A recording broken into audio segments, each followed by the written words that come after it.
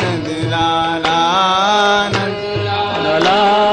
नंदलाला मेरो मनोहर नंदलाला गोपाला गोपाला गोपाला गोपाला नंदलाला नंदलाला नंदलाला नंदलाला नंदलाला नंदलाला मेरो प्यारो मनोहर नंदलाला नंदलाला नंदलाला मेरो प्यारो मनोहर नंदलाला नंदलाला नंदलाला मेरो प्यारो मनोहर नंदलाला नंदलाला नंदलाला मेरो प्यारो मनोहर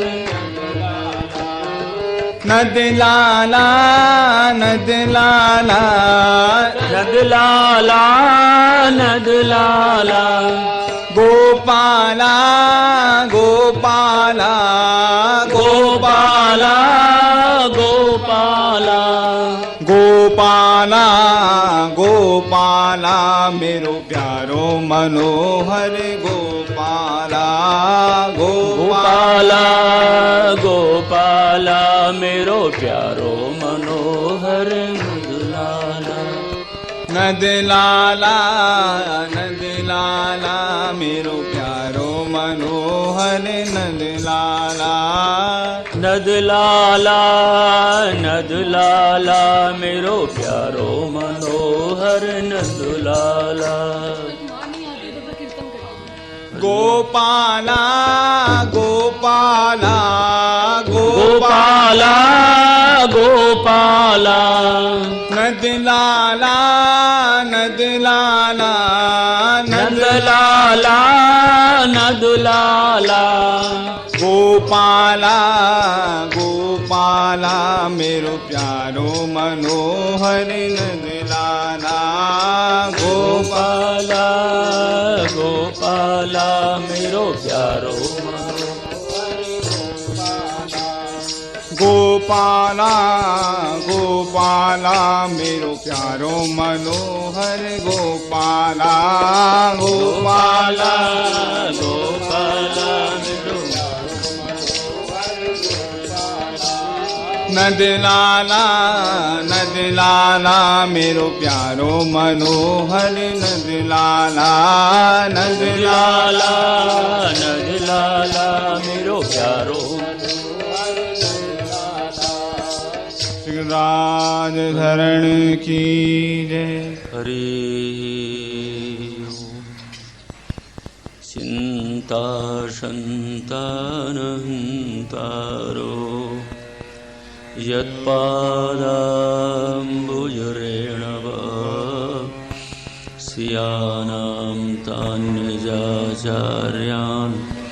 प्रणमामि मुहुर्मुहुः यदनुग्रहेतो जन्तु सर्वदुःखातुको भवेत् तमहं सर्वदा वन्दे श्रीमद्वल्लभनन्दनम् अज्ञानतिमिरान्धस्य ज्ञानाञ्जनशलाकया चक्षुरुन्मीलितं येन तस्मै श्रीगुरवे नमः। नमामि हृदये शेषे लीलाक्षीराब्धिशायनं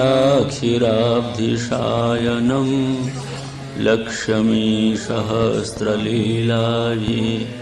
सेव्यमानं कलानिधिं चतुर्भिश्च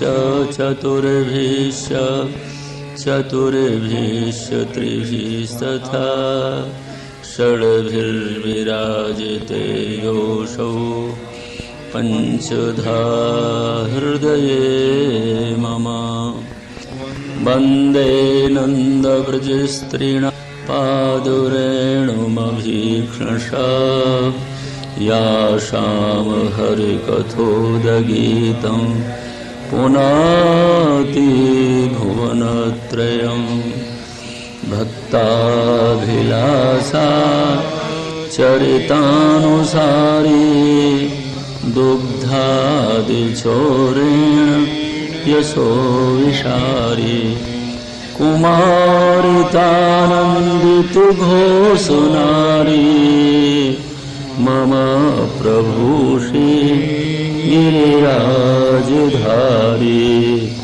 मम प्रभु श्री गिरिराजधारी। श्री गिरिराज धरन की जय। श्री वृंदावन बिहारी लाल की जय। जय श्री राधे। सब बोलो जय श्री राधे। सब बोलो जय जय श्री राधे श्याम। राजोवाच मनमंतराणि सर्वाणि तुयोक्तानि श्रुतानि मे वीर्याण्यनंत वीर्यस्य हरे तत्र कृतानि च योऽसौ सत्यव्रतो नाम राजर्षि द्रविणेश्वरः ज्ञानं योतीत कल्पान्ते लेभे पुरुष सेवया स वै विवस्वतः पुत्रो मनुराशीदिति श्रुतं त्वत्पः तस्य सुतास्योक्ता इक्ष्वाकु प्रमुखा नृपः तेषां वंशं पृथक् ब्रह्मन् वंशानुचरितानि च कीर्तयस्य महाभाग नित्यं शुश्रूषतां हीना। गिरिराज बाबा के अनुग्रह से कथा प्रारंभ करते हैं। आप लोग प्रातःकाल मनमंत्र कथा श्रवण किए।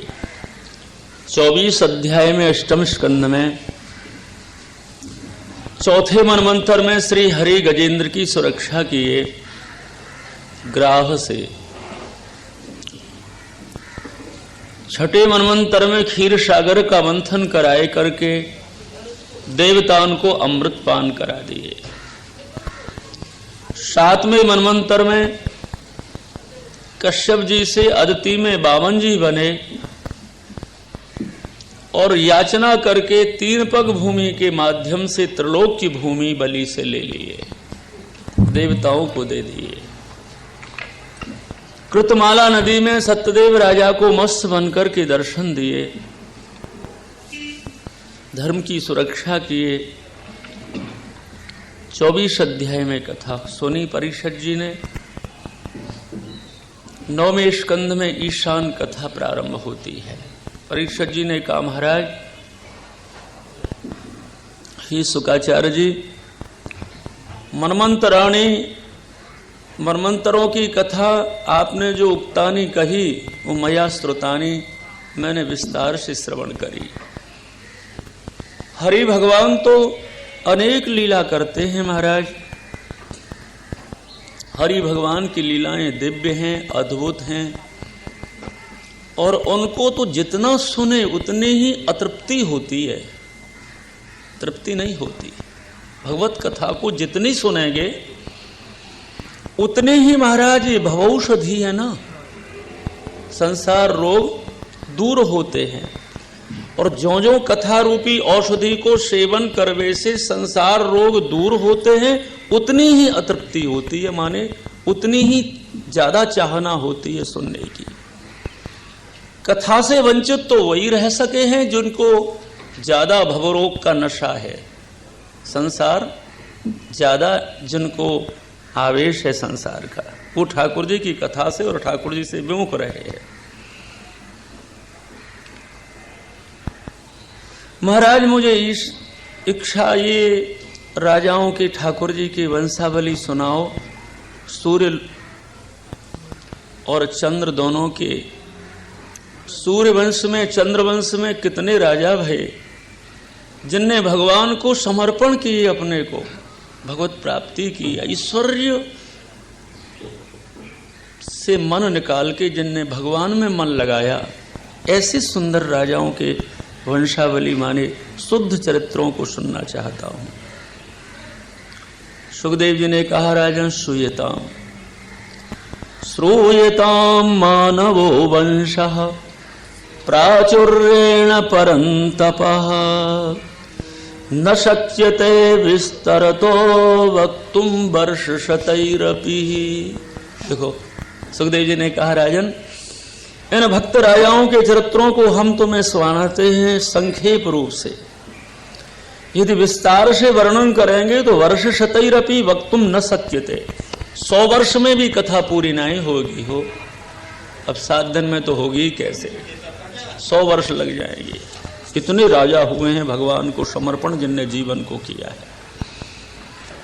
ब्रह्मा जी की नाभि से कमल, कमल से ब्रह्मा जी, भगवान की नाभि से कमल और कमल से ब्रह्मा जी उत्पन्न हुए। ब्रह्मा जी के मन से मरीचि, मरीचि ऋषि के पुत्र कश्यप जी हुए। कश्यप ऋषि के पुत्र विवस्वान हुए और विवस्वान से संज्ञा नाम की भार्या में रानी में श्राद्धदेव मनु हुए। श्राद्धदेव से श्रद्धा में 10 पुत्रों का जन्म हुआ। इक्ष्वाकु, नृगः, सरयाति, दृष्टा आदि आदि। इन्हें पुत्र प्राप्ति नहीं हुआ था न राजन, तो सरजू के किनारे पुत्र प्राप्ति के लिए श्राद्धदेव मनु ने यज्ञ निश्चित किया। यज्ञ मंडप में इनकी रानी आई, श्राद्धदेव मनु की श्रद्धा नाम की रानी आई और होता से पूछी कि हमारे पति काहे को यज्ञ कराए रहे हैं। हरे देवी, पुत्र प्राप्ति के लिए यज्ञ है सरजू के किनारे, दिव्य यज्ञ। रानी ने कहा होता से, महाराज सुनो, पुत्र तो पिता के काम आवे है और पुत्री माँ के काम आवे है। पुत्री प्राप्ति के लिए यज्ञ करो, पुत्र तो राजा के ही तो काम आएगो। अच्छा देवी, आप माता गुरु रानी माता आप कहती हो तो अब पुत्री प्राप्ति के लिए यज्ञ कर देता हूँ। होता ने संकल्प को पुत्री प्राप्त्यर्थम कर दिया, तो अब यज्ञ पूरा हो गया। प्रसाद रानी ने खाया तो पुत्री हो गई महाराज। श्राद्धदेव मनु ने वशिष्ठ गुरुजी से कहा, महाराज मैंने तो ये पुत्र प्राप्ति के लिए यज्ञ कराया था, कन्या हो गई हमारे तो। हे गुरु, विपरीतम किम जातम, क्यों हो गए वो ये विपरीत। वशिष्ठ जी ने कहा, होता से पूछा, भाई संकल्प पुत्र प्राप्ति के लिए किया था कि पुत्री के लिए। बोला रानी ने निवेदन किया तो हमने पुत्री प्राप्ति के लिए कर दिया। ठीक है, यज्ञेश भगवान को प्रसन्न कर लेते हैं। तो महाराज अब यज्ञेश भगवान को वशिष्ठ जी ने प्रसन्न किया। ठाकुर जी आए, यज्ञेश भगवान ने कहा, क्या चाहते हो। बोल महाराज ये श्राद्धदेव मनु को जो कन्या का जन्म हो गया, ये पुत्र चाहते हैं। भगवान बोले चलो इनको पुत्र बना देते हैं। वो तो कर्तु अकर्तु अन्यथा कर्तु सर्व सामर्थ्य भगवान में है। उस इला नाम की कन्या को सुद्युम्न नाम का पुत्र बना दिया। चलो ठीक है, भगवान ने बना दिया। बड़े हो गए सुद्युम्न जी। एक बार कुछ अपने मंत्रियों को लेकर के इलावर्त खंड में विहार करने को घूमते घूमते इलावर्त शिव जी के वन में चले गए। इन्हें मालूम नहीं था कि ये वन शापित है। भवानी माँ को प्रसन्न करने के लिए शिवजी ने श्राप दे दिया है कि इस वन में कोई भी पुरुष आएगा वो स्त्री हो जाएगा। ये इनको मालूम नहीं थी। शीघ्र ही महाराज राजा से रानी हो गए, बड़े दुखी हो गए। घूमते हुए ये चंद्रमा के बुध के पुत्र चंद्रमा के आश्रम पर गए।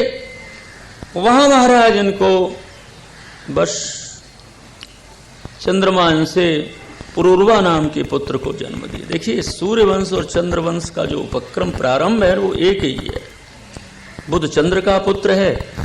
ये श्राद्धदेव मनु जो अयोध्या के राजा हैं उनकी पुत्र था सुद्युम्न जो रानी हो गया, और इनसे जो पुत्र पुरूरवा हुआ वही चंद्रवंशी हो गया। माने सूर्यवंश चंद्रवंश एक ही क्रम है। अब महाराज जी रात्रि को वशिष्ठ जी के घर आए अयोध्या में और आके कहा, गुरुजी हम तो राजा से फिर रानी हो गए, ऐसे ऐसे शापित वन में चले गए। वशिष्ठ जी ने शंकर जी को प्रसन्न किया। महाराज ये क्या कर दिया, आपकी शापित वन में हमारे यजमान के पुत्र श्राद्धदेव के पुत्र सुद्युम्न आ गए, वो राजा से रानी हो गए। तो शिव जी ने कहा, वशिष्ठ जी श्राप तो दिया ही है हमने वन को, इतना कर सकते हैं कि मासम पुमांस भवता मासम स्त्री तब गोत्रजा, ये तुम्हारे यजमान के पुत्र सुद्युम्न 1 महीना राजा रहेंगे और 1 महीना रानी रहेंगे। अब क्या अर्थ लगाओगे भागवत का? कितनी क्या शंका करें अपने, 1 महीना रानी और 1 महीना राजा। सुद्युम्न जी ने कहा ये जीवन भी बहुत खराब है, न रानी है और न राजा है। 1 महीना के बाद तो फिर शरीर बदलता ही है हमारा, 1 महीना राजा रहते 1 महीना रानी रहते। चले गए वन को संन्यास लेकर के। श्राद्धदेव मनु के अब फिर कोई पुत्र नहीं रहा।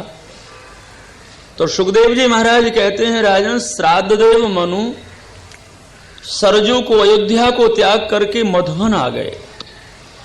एवं गतेथ सोद्यमने मनु वैवस्वतः सुते पुत्र कामस्तपस्ते पे यमुनायाम सतम क्षमा। 100 वर्ष श्री यमुना जी की उपासना करी, है ना? बोलो यमुना मैया की। श्री यमुना मैया बड़ी सरला है और सकल सिद्ध हेतुम मुदा, सकल सिद्धियों की देने वाली है यमुना मैया।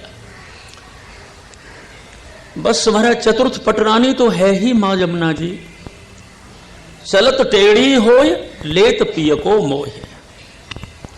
द्वारकेश भगवान भी श्री यमुना जी में बहुत कृपा करते हैं, बहुत अनन्य भाव से। शक्ति तो है ही श्री यमुना जी। ब्रज गोपियों को नंदलाल की जो प्राप्ति हुई है ना, वो यमुना जी की उपासना से ही तो हुई है। कात्यायनी महामाये महायोगन्यधीश्वरी नंद गोप श्रुतम देवी पतिम में कुरते नमः। ये हेमंत ऋतु में जो व्रत किया है ना, साधन किए ना गोपियों ने, वो यमुना जी की उपासना करी। अरे भगवान देर से रिश्ते हैं और यमुना जी बहुत जल्दी रिश्ती है। ध्रुव जी महाराज को जो प्राप्ति हुई वो यमुना जी के अनुग्रह से हुई है। 6 महीने में कहीं भगवान मिलते हैं क्या? दुजारी जी 6 महीने में पधरा दिए भगवान को ध्रुव जी को दर्शन देने के लिए। ध्रुव पराशरा अभीष्ट दे, ध्रुव और पराशर को अभीष्ट फल जो मिला है, बहुत प्राप्ति हुई है, वो यमुना जी की कृपा से हुई है। सकल सिद्ध की, सकल सिद्धियों की हेतु है श्री यमुना जी महाराज। अयोध्या को त्याग करके यमुना जी की उपासना करी श्राद्धदेव मनु और मधुबन। ये कौन? अम्बरीश जी भी ने कहा करी उपासना। अयोध्या के राजा हैं अम्बरीश जी और आए हैं मधुबन में यमुना जी के किनारे उपासना करने। यमुना जी शीघ्र ही भगवत प्राप्ति कराती है। श्री यमुना जी भगवान से जल्दी मिलाती है। उपासना करी भगवान भी मिले। देखो यमुना जी की उपासना यालोक और परलोक दोनों को सुधारे है। यालोक में ऐश्वर्य दे है यमुना मैया और परलोक में परमात्मा से मिलावे है। 10 पुत्र हुए महाराज श्राद्धदेव मनु के। यमुना जी की उपासना 100 वर्ष करने के बाद में 10 बालक हुए। प्रसिद्ध नाम के बालक थे। प्रसिद्ध नाम के बालक वशिष्ठ जी की गुरुकुल में संस्कृत पढ़ने को पधारे। प्रसिद्ध जी महाराज को देखा, वशिष्ठ जी ने कहा देखो भैया, तुम्हारी पढ़ने लिखने में बुद्धि अच्छी नहीं है, तेज नहीं है, तो बुद्धि में प्रकाश करने के लिए गौ सेवा करो। बुद्धि में बहुत बड़ा प्रकाश आता है गौ सेवा से। पालयामास गायत्तो, गायों की सेवा करो।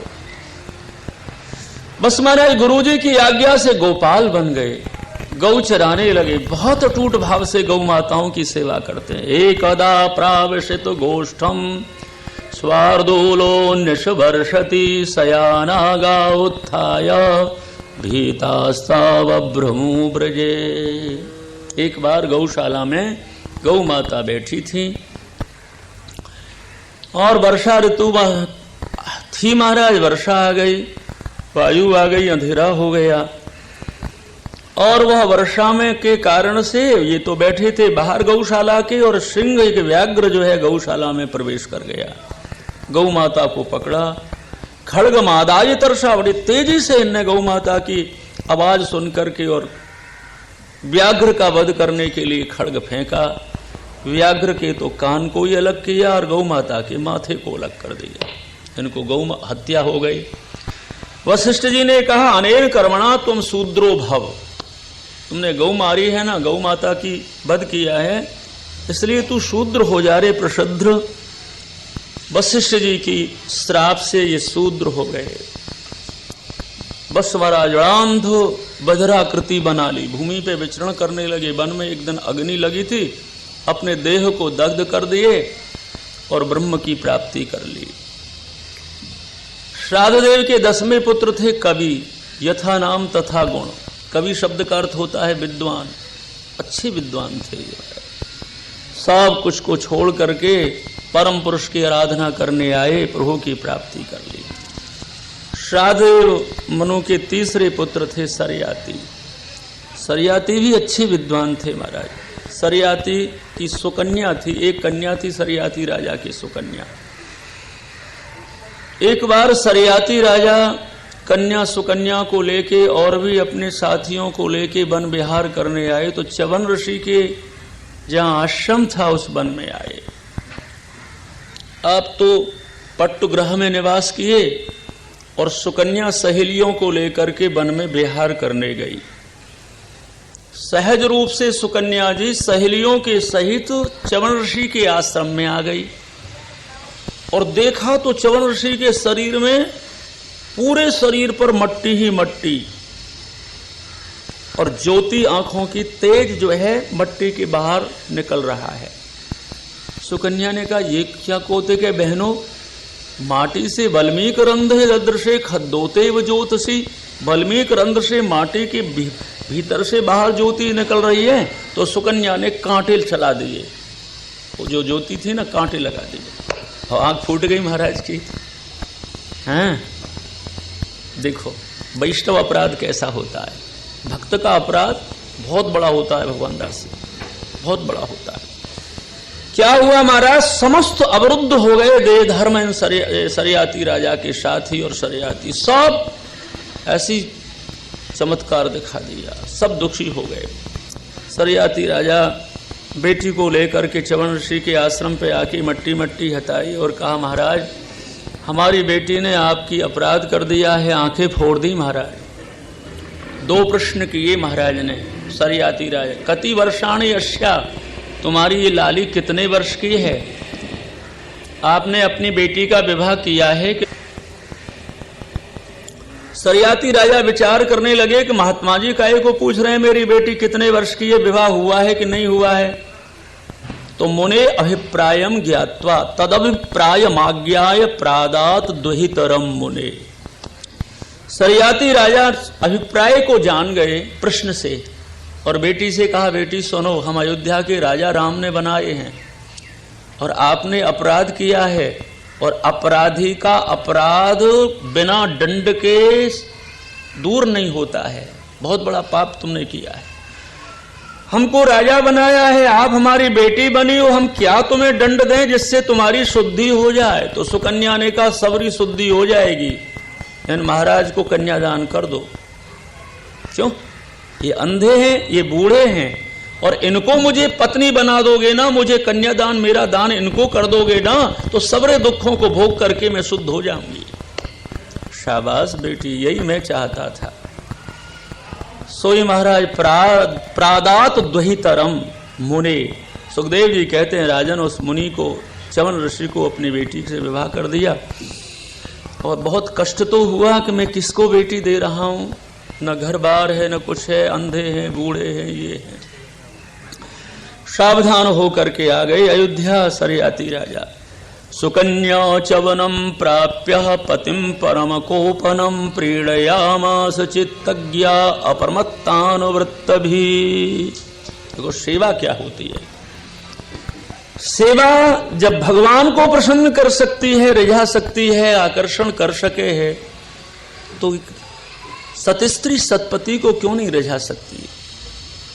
सुकन्या ने सावधान होके और च्यवन ऋषि की सेवा की तो प्रीणयामास, प्रसन्न हो गए महाराज।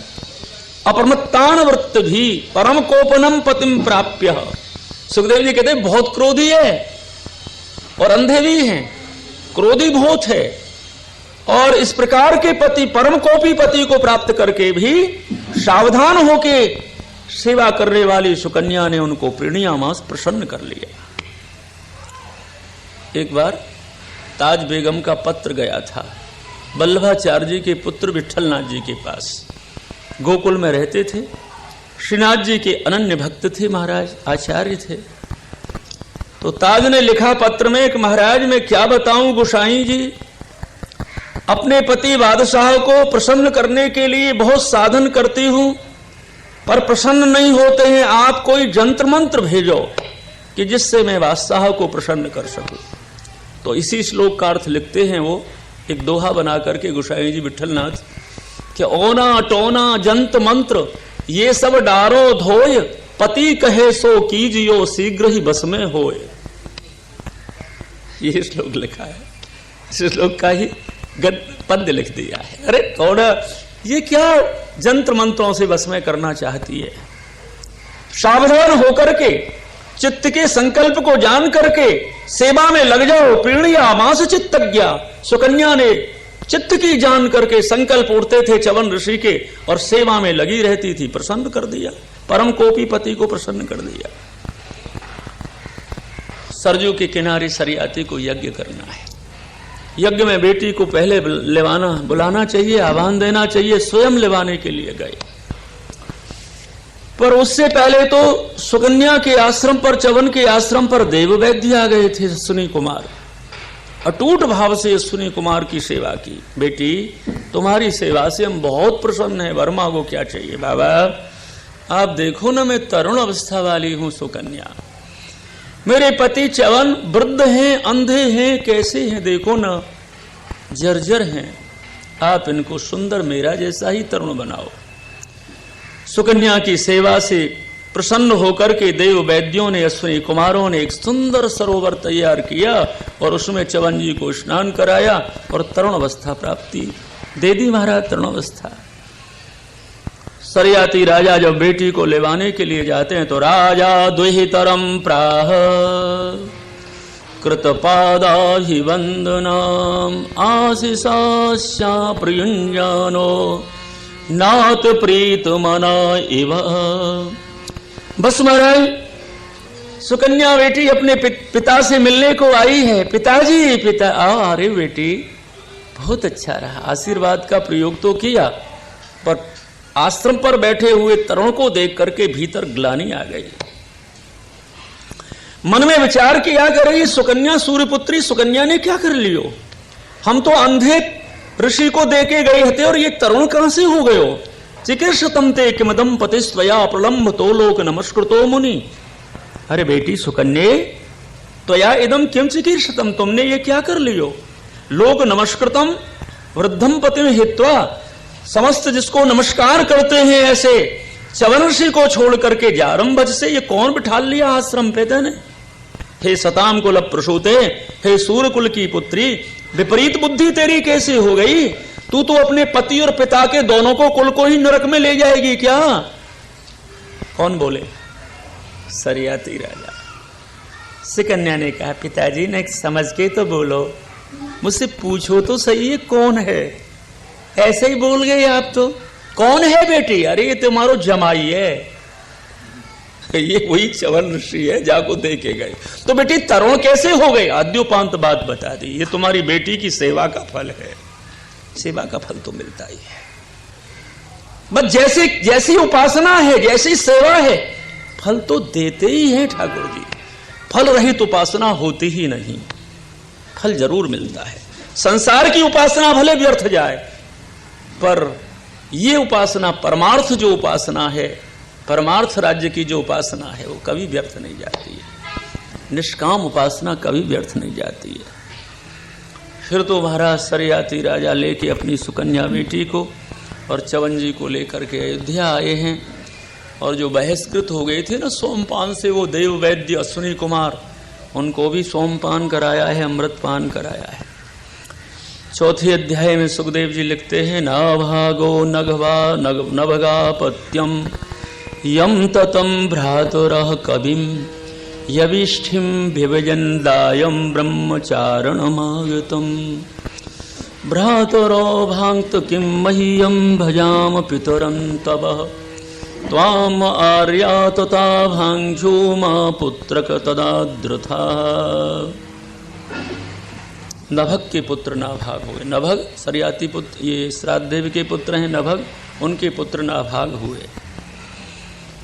और भी इनके नभक के पुत्र थे। उनने नाभाग ने कहा, पिताजी आप और पुत्रों को तो और विद्याएं सिखाओ, पर हमको तो संस्कृत ही पढ़ना है। गुरुकुल में पद्धति से रह करके नाभाग संस्कृत पढ़ने चले गए। जब कुछ काल रह गए तो इनके और भाइयों ने अपने पिता से नभग से कहा कि देखो जी, नाभाग जो हमारे भाई हैं ना, वो तो गुरुकुल में पढ़ने गए हैं, इसलिए विरक्ति रहनी उनकी बनेगी। संस्कृत जो पढ़ते हैं ना, उनकी विरक्त रहनी होती है ना। इसलिए पिताजी आपका जो संपत्ति भाग है, राज्य का जो भी क्रम है, उसको बंटवारा कर दो हमारे लिए। अच्छा भैया, वो नहीं आएंगे वापस, नहीं गृहस्थी नहीं बनेंगे, वो तो विरक्त बनेंगे। तो नाभाग गुरुकुल में पढ़ने गए। नभग जो उनके पिता थे, उनसे कह के उनके भाइयों ने संपत्ति के बंटवारे कर लिए। ये पढ़ लिख करके जब अयोध्या आए, पिताजी को प्रणाम किए, तो पिताजी ने इनसे कहा, अरे नाभाग, तुम्हारे भाइयों ने सब संपत्ति के बंटवारे कर लिए, जाओ बड़े भैया के पास हिस्सा मांगो कि मेरा हिस्सा लाओ। तो अपने बड़े भैया के पास आके कहा, भैया हमारा हिस्सा। अरे हम तो भूल गए, हमने तो ये समझा कि तुम विरक्त ही बन जाओगे संस्कृत पढ़ के। अब सुनो भैया, संपत्ति तो हमने बांट ली, अब एक पिता रहे हैं, इनकी अभी बंटवारा नहीं हुआ है। कलयुग में माता पिता के भी बंटवारे होते हैं। ऐसी लीला है। हमारे ब्रज में तो हो, आपके कलकत्ता की हमें ना मालूम। 2 छोरा हो का बाप के, तो जब बड़े है जाए, ब्याह शादी है जाए दोनों बालकन के, तो एक में बाप जाए और मैया एक में जाए, पिता एक में और मैया एक में, ऐसे बंटवारे हो। नाभाग से कहा पिता ने, भाइयों ने कहा, नाभाग हिस्सा संपत्ति में तुम्हारा भूल गए, पर पिता की बंटवारो नहीं भयो है, इसलिए पिता तुम्हारे हिस्से में रख दिए। नाभाग ने आके अपने पिता से कहा, पिताजी आपको मेरे हिस्सा में भैया ने रख दिया है, बस मैं तो आप ही को धन मान के, मेरा तो सर्वस्व धन आपकी सेवा है। हे पिताजी त्वमेव में भाग। बस पिता ने कहा, बेटा बिना पैसे की तो सेवा होती नहीं। पिताजी कोई चिंता नहीं है। इतनी अटूट भाव से पिता की नाभाग ने नभग की सेवा की। महाराज उनने कहा, नाभाग अंगरा गोत्र के कुछ ब्राह्मण हैं, वो षष्ठ छठे दिन के करों में उनको कुछ मोह होता है, सूक्त भूल गए हैं, जाओ जाके उनको पूरा कर दो और शीघ्र ही जो है तुम्हारे लिए बहुत सा धन मिलेगा। अब महाराज चल दिए, वो चल दिए जो है, और जा करके जो भी क्रम था, हाँ आइए महाराज जी पधारिए। जय श्री राधे, जय श्री राधे। तो वहां जाकर के जो है पूरा किया यज्ञ। अवशिष्ट जो धन था वो सब जो है ब्राह्मण दे करके इनको नाभाग को, और स्वर्ग चले गए। स्वर्ग चले गए महाराज। ले करके धन को आ रहे थे नाभाग। रुद्र आ गए। शंकर जी महाराज ने कहा कि अरे भैया, ये मदीयम धनम, ये यज्ञ में जो अवशिष्ट धन होता है वो तो दक्ष के या निर्णय हुआ है यज्ञ में कि वो शिव जी का होता है। नाभाग ने कहा, मेरे आप ले लो, हमको तो वो सब ब्राह्मण लोग दे गए हैं यज्ञ, हमको धन से काम को तो हमारा सेवा चाहिए, हमको तो भगवत सेवा, पिता सेवा, माता की सेवा, ये चाहिए महाराज, सेवा चाहिए। अरे नहीं भैया, रुद्र जी ने कहा अपने पिता से पूछ करके आओ, तुम्हारे पिताजी कह देंगे वही हम करेंगे। आए नभग के पास नाभाग, ऐसे ऐसे बात है महाराज। पिताजी, हाँ बेटा, दक्ष के यज्ञ में निर्णय हुआ है कि जो अवशिष्ट धन यज्ञ में बचता है वो शिव जी का ही हिस्सा होता है, शिव जी का भाग होता है। आकर के जो पिता ने कही वही शंकर जी से निवेदन कर दिया। शंकर जी बहुत प्रसन्न हो गए। जिनकी सरल जीवन है, सत्य रहनी है, उन पे ही तो सत्यनारायण रीझते हैं। ठाकुर जी सरल रहनी से रीझते हैं। जिनकी रहनी में बनावट नहीं है, जिनकी कहनी में बनावट नहीं है, जो शंकर जी महाराज से पिताजी ने कहा वही सब निवेदन कर दिया नाभाग ने। शंकर जी बहुत रीझे, वह धन दिया और भी बहुत सा धन दिया। बस महाराज आ गए अयोध्या जी, और नाभाग के पुत्र अम्बरीश जी हुए। देखिए भगवान दास जी, नाभाग ने अपने पिता धा रखी, तो नाभाग के पुत्र अम्बरीश हो गए। कैसी सुंदर बात है।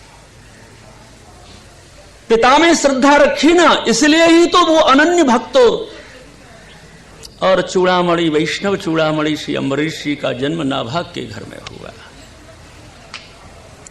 बस गुरु निष्ठा, माता पिता में निष्ठा, भगवत निष्ठा, संत निष्ठा, ये सभी निष्ठा ही इस प्रकार के बालकों की, संस्कारी बालकों को जन्म देते हैं। महाराज पिता की सेवा की, इसलिए पुत्र सुंदर मिल गया।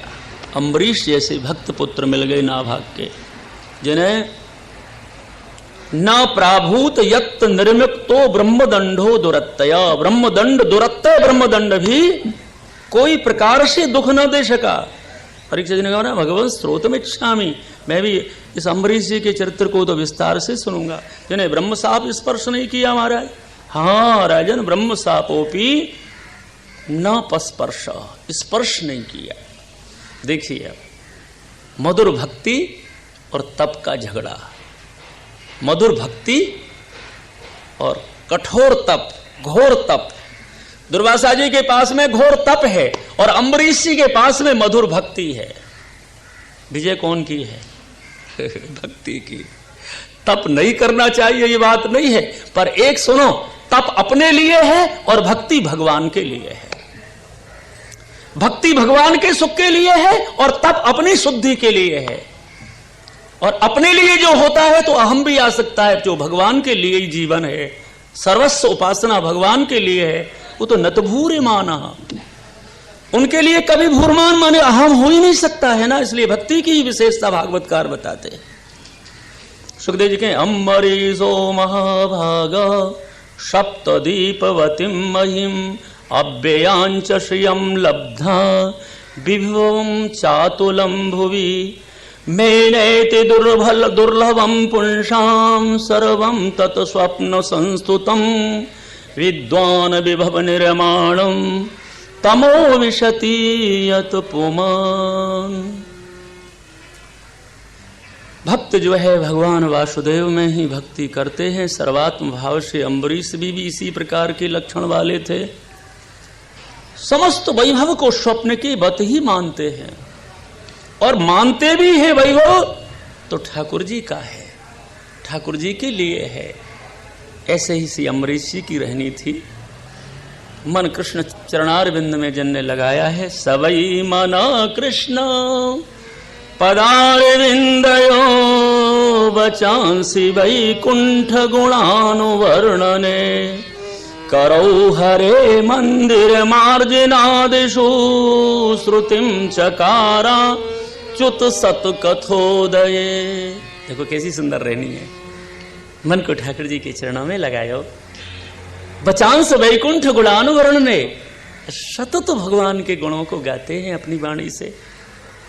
करो हरे मंदिर मार्जनादिषु, ठाकुर जी की छोटी से छोटी और बड़ी से बड़ी द्वारकाधीश भगवान की सेवा स्वयं हाथों से करते हैं। करो हरे मंदिर मार्जनादिषु, मार्जन झाड़ू की मानी सोहने की सेवा, मंदिर मार्जन की सेवा, प्रत्येक सेवा को अपने आप करते हैं महाराज। अच्युत भगवान की कथा सेवा के अनुसर में सुनते हैं, सेवा के समय सेवा करते हैं और सेवा अनुसर हो जाते हैं, भगवान शयन कर जाते हैं तो कथा में लग जाते हैं। कथा सेवा का अंग ही तो है, ये साधन है और वो प्रभु की प्राप्ति का साधन है। सेवा भी साधन और ये भी साधन। और अपने यहाँ वल्लभ संप्रदाय में तो दोनों को फल ही मानते हैं, यहाँ तो साधन ही फल है। कथा से वह आनंद मिलता है भक्तों के लिए जो भगवान से मिलता है। जो तब कथामृतम तप्त जीवनम कविरीडतम कलमशापहम, 6 धर्म जो भगवान में है वही 6 धर्म भगवती कथा में है। श्रवण ये साधन नहीं है, ये साध्य है, ये फल है, और सेवा भी फल है। और लोग साधन मानते हैं, ये फल है, क्योंकि इसमें सुनते सुनते ही श्रोता की समाधि लगती है, भगवान हृदय अवरुद्धते हृदय में आके विराजते हैं, इसलिए इसको फल माना है।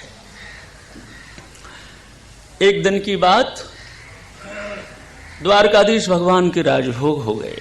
अम्बरीश जी राजभोग पर्यंत सेवा पहुंचे, वैष्णवों को, भक्तों को, संतों को प्रसाद पवा दिए, और सब गौ माताओं को प्रसाद पवाए, माने गौरास दे दिए। सब कुछ देने के बाद में आप सबसे पीछे प्रसाद पाते।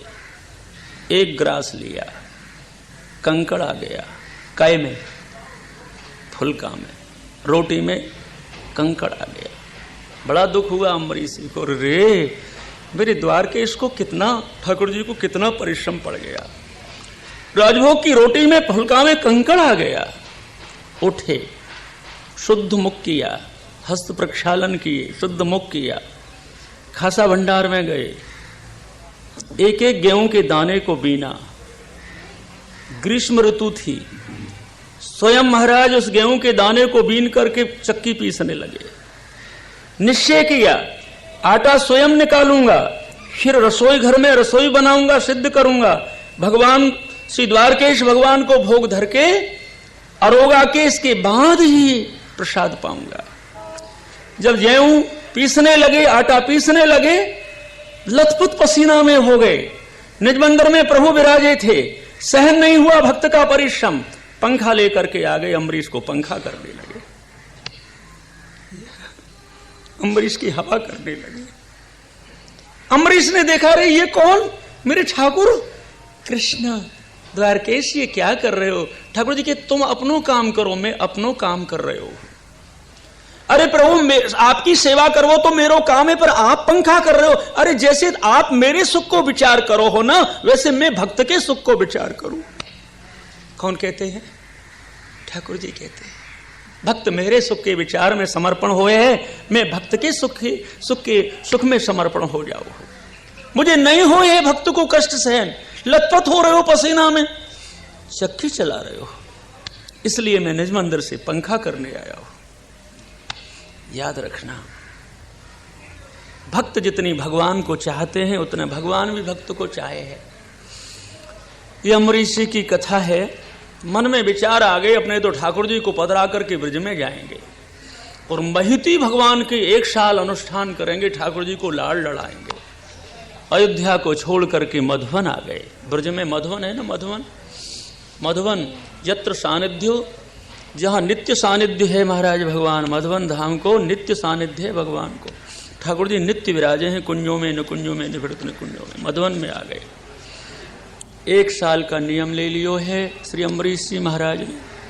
महाभिषेक विधना सर्वोस्पर संपदा, अभिषिक्ष्याम्बरा कल्पई गंधमाल्यार्णाधिवी। इतनी सुंदर महती पूजा करे हैं भगवान श्री ठाकुर जी की। नित्य पंचामृत कराते हैं, अभिषेक कराते हैं, नई नई सामग्रियां भोग धरते हैं, संतों को, महात्माओं को, ब्रजवासियों को पवाते हैं, गाय माताओं की खूब सेवा करते हैं, खूब गाय व दान करते हैं।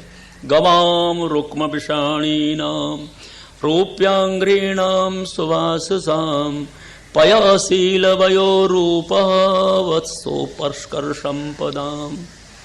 ऐसी गायों का दान दिया है महाराज, सजा सजा के, चांदी के खुर और सोने के सींग मढ़ा मढ़ा के, सजा सजा के, सुंदर महाराज साड़ियां और वह पहना पहना के वस्त्रों को, और गवाम गायों का दान करते थे।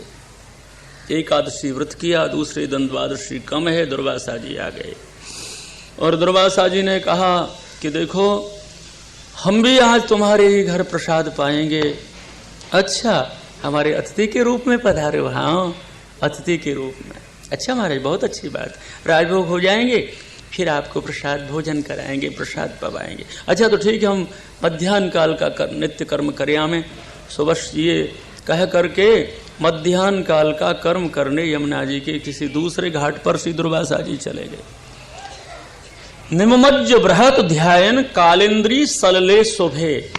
श्री यमुना जी के शोभे सलले, सुंदर मिष्ट जल में, शुद्ध जल में महाराज जी निमज्ज हो गए, ध्यान में बैठ गए महाराज। माने जल समाधि लगा दी, जल में बैठ करके समाधि लगा दी महाराज दुर्वासा जी, लग गए ध्यान में। मुहूर्तार्धावशिष्टायाम द्वादश्याम पारणम प्रति। अरे अब द्वादशी तो थोड़ी है, बाबा आए नहीं, और बाबा को दुर्वासा जी को प्रसाद पवाए बिना हम लोग कैसे प्रसाद पाएंगे, एकादशी व्रत कैसे खोलेंगे। वशिष्ठ जी से परामर्श किए। वशिष्ठ जी बोले देखो जल से एक व्रत खोलो, आप निर्जला एकादशी करते हो इसलिए थोड़ा सा प्रसादी जल ले लो, आपका व्रत खुल जाएगा। बस महाराज जल ले लिए। दुर्वासा यमुना कूलात कृतावश्यक आगत, आवश्यक कृत्य करके आए और चेष्टा अम्बरीश जी की जान गए। सब परीक्षा करने तो आए थे, क्रोध से चलत गात्र, और बड़े क्रोध में आ गए। और महाराज श्री अम्बरीश जी तो हाथ जोड़ करके कह रहे हैं महाराज तैयार है, किसी ने कुछ भी नहीं खाए हुए, आप पहले भोजन करोगे तभी सब लोग प्रसाद पाएंगे। अरे तुमने तो व्रत खोल लिया और झूठा हमको खिलाओगे, हम ब्राह्मण को। अरे भैया जाए क्रोध ही करना है, वो कोई ना कोई बहानो ढूंढ ही है। क्यों जाको क्रोध ही करनो है, क्रोध ही करवे आयो है, वाको तो कछु न कछु ढूंढनो ही पड़ेगो। सोई महाराज ढूंढ लिया और जटा उखारी और कालाग्नि सदृश उस जटा को, बस जटा को उत्पाट उखाड़ करके जो मारा भूमि पर, सो कालाग्नि सदृश एक कृत्या उत्पन्न हो गई, निर्माण कर दिया। कृत्या से दुर्वासा जी ने कहा कि बस अम्बरीश को लय कर दो। अम्बरीश जी बोले महाराज ये खूब परीक्षा करने आए हो। अम्बरीश जी बोले द्वारकेश आपने इस कृत्या के द्वारा ही मेरे शरीर को लय कराने का निश्चय किया है, तो भला मैं किस साधन से बचूंगा। ठाकुर जी आप जो भी करोगे वो अच्छो ही करोगे। क्या सुंदर है, भक्त का जीवन भगवान को समर्पण है। भक्त कभी भी भगवान की आज्ञा और भगवान की इच्छा में निषेध नहीं करता है। क्यों दुजारी जी, भक्त भगवान की इच्छा का विरोध नहीं करता, इतना याद रखना। तपस्वी या कोई भी ज्ञानी भले कर ले, किंतु भक्त जो होगा वो भगवान की इच्छा का विरोध नहीं करेगा। अम्बरीश ने विचार किया कि मेरे द्वारकेश भगवान को ये शरीर लय कृत्या से ही कराना है, तो मैं क्यों विरोध करूं। जैसी ठाकुर जी की इच्छा है, जैसी ठाकुर जी की इच्छा।